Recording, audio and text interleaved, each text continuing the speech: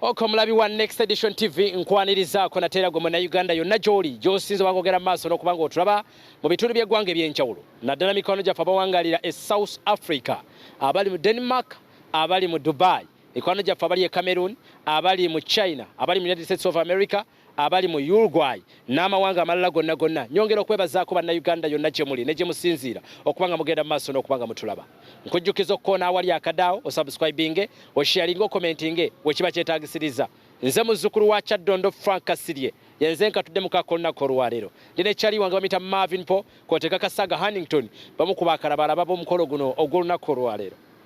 Ensonga nyingi gye ziri mu ndabugwanga erya Uganda wabula njagala kutegeeza gwe munnayuganda mpuliriza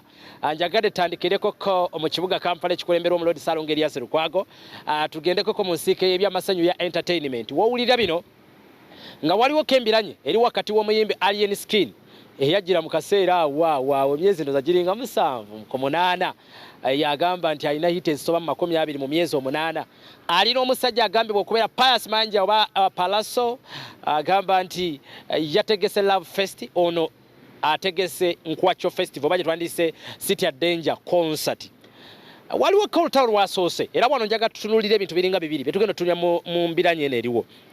Pallaso alude ngalanga shoye era ngetekeddwa okubanga almost giringa emyezi nga 3 kubanga ne show ya Muganda we ya Chameleone yabeererawo ng'olwedde Pallaso atandise okubanga alanga n'okusuula enkese eziraga nti naye anytime from now era mwamulaba ku Freedom City nga tuga nti Kasiri bwe tumaliriza wano nange ngenda kujja etuga nti kale sherude ngerangima mpola nenge ekyamazima nga Bugumo temuli anjaga tubeere ba mazima ng'ebbugumo temubadde Bugumo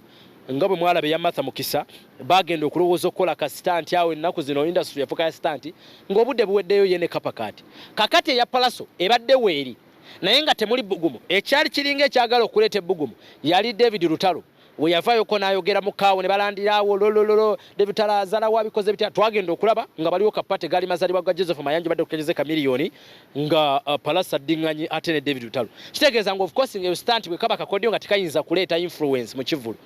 tugenda okuyingira mu Kivulu nga kibulayo ko sabbiiti 2 twagenze okuwulira olunaku lwakedde nti Pallaso atakakanye kwa Alien Skin n'amukuba ensonga nti yamuzalaye titonto mbu Alien Skin agamba nti gundi Pallaso musinga Pallaso agamba tonsinga ekyaddiridde yamukubye amawulire ne gatandika okutambula awo social media ne yakomuliro nze nsinga timu Pallaso nefuka timu Pallaso timu Alien Skin ebugamba City at Danger ekyabaddewo nga buli muntu yenna yeebuuza Alien kigwe bakuba ne n'ataddiza abantu nti Pallaso omusajja Giant amusabula mpe ebinyo n'abiyuwa nti mpe ebinyo n'abiyuwa kisoboka kitya ti ebinyo tugamba nti kale kinaggweramu eyo twabadde tuli awo tugeroka aba social media nti bategekeyo sho nga biringa bya lusaagiriro munnayuganda njagala kutegeeza nti lugenza okukya olunaku olwolwaleero lena okuzomezi ziri 5 ekiro ekikeeseza olunaku olwaleero nga 5 amawulire agatandise okutambula nti omukulu atimbye show ku Freedom City Pallaso ali Lugogo ngenda kuzomezi 9 lwakutaano luno Alien Skin ali Lugogo ali Freedom City lwakutaano luno nekijjawo biri ebadde byogera nti yandibeera stunt kubanga stunt kitegeeze begenze beyond twatuloza nti munnange kukuma Bugumo nti yamukubye nga baagala bakube bateekemu Bugumo Alien Skin abadde ayimiridde ku kigambo kye ng'agamba nti teyabadde stunt Pallaso gyevuddeyo yavuddeyo ne yeetondera Alien Skin ng'agamba nti munnange nsonyiwa byonna ebyabaddewo naye bwe kiba kyetagisa genda mu ngumi nga zoyagala nga gwe bw'oyogera tusoke okutegeka ekiro ekiprofession ne tulowooza ndimu nebyandibeera stunt munnayuganda lukedde olunaku olwaliro nga ndowooza stunt eyinza obutabayo bwe kiba nga ddala kino kyekiriwo tetumanya ali mabega wa show ya mukulu ono Alien Skin naye ekyamazima bwetaba stunt kino nno kirabisa okubeera omuliro wabula wano we wali point eyagala owulirize bulungi wano gw'omulabi wa Next Edition TV nkujjukiza okusubscribinga n'okusharinga n'okukomentinga wano we wali ekinyusi oba we wali point yange. It is too one-sided to be a stunt or not to be a stunt. It is too one-sided to be a stunt oba okubanga it is not a stunt. How? Tutunulidde kyakubeera stunt. Sure, it is a must okuba nti egenda kubeera ya Alien Skin kubanga akoze ne press conference olwaleero abagibaddemu mugirabye byonna nga bwe mubirabye naye ne Pallaso ayinayo show newankubadde nga press conference yaggwa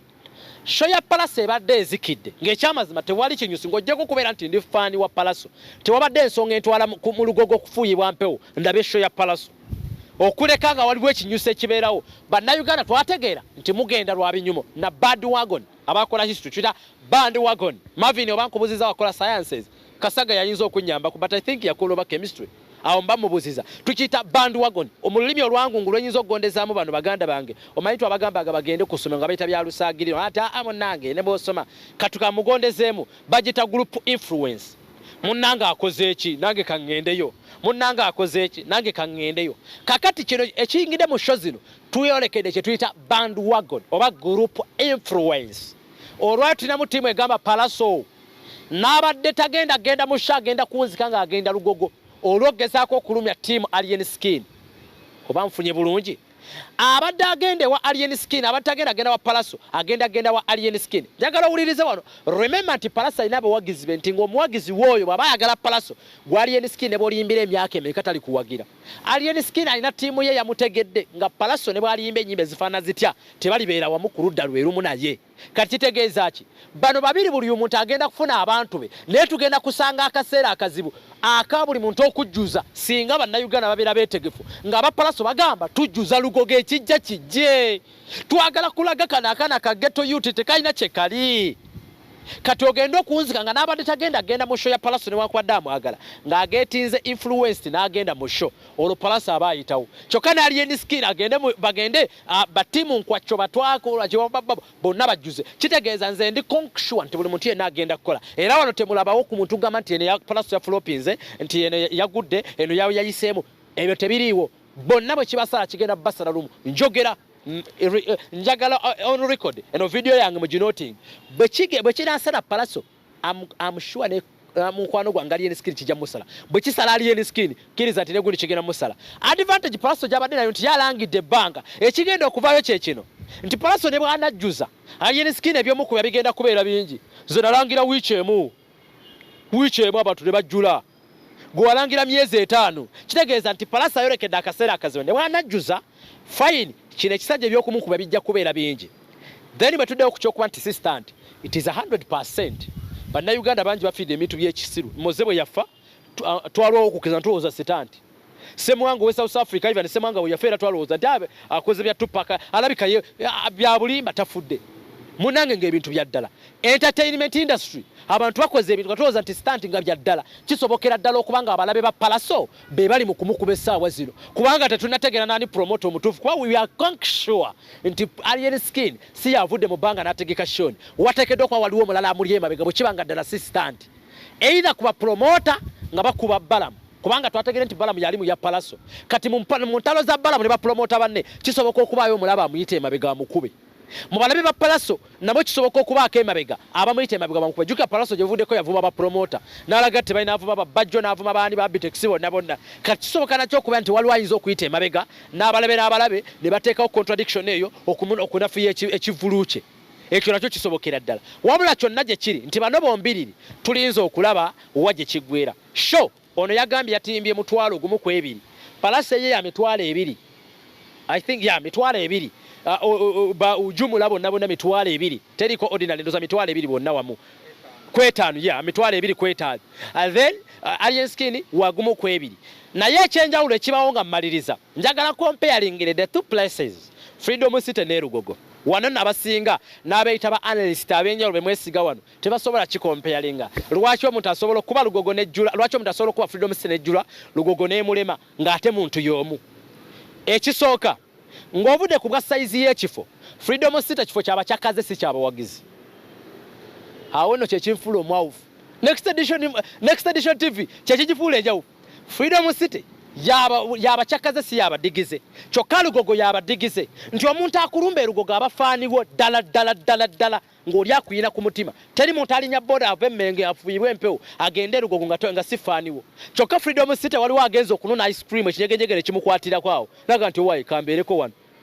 Freedom City waliwo agenze mu supermarket okubaako kyagira ne kimukwatira awo Freedom City ekifo kyakweraga abawala bagenze kusirenga ne bagamba wayi katumale gayitirako ko wano obudde nga bubizibira wano kyotasobola kukolera Lugogo nti Lugogo tebagendayo je chest mu kugenda kucyakalirayo Lugogo wagendayo bawagizi Ntufe tuli timu alien skin, tuli timu Pallaso, oba enkuba etonye oba tetonye fe tugenda. Kyokka enkuba ne bwetonya, Freedom City enkuba ne bwetonya osobola okuyingira. Kyenkugamba nti kyaba kyakaze kitegeeza tojjuza Freedom City nolowooza nti oli wa kitalo nnyo kubanga ofunyemu abawagizi babazze okuwagira naye ofunyemu n'abakyakaze. Abati empewo abadde baagala okuspendinga okujja just okunyumira obunyumizi ne bagamba nti wayi akabugu mawono kali tujja tuspendinga leisure time yaffe wano ku Freedom City bateerugogo oli abafaaniwo subscribinga sharinga commentinga ensonga zonna n'ekivulu byonna ebinaabaayo tujja bikutuusaako bampita meya MC Kasirye Franka gemanya subscribinga sharinga tujagera maaso n'okutuusaako ebintu bira binyo kugambe mbadde ku kameramani wange ne kameramani wange atali mulala Mavinpo ate ne kyali gwange Hannington Kasaga badde kalabalaba wa program eno oba omukolo guno okubanga agubigiriza n'okulaba nti ndabika bwe nti nga bwe ndabisonnako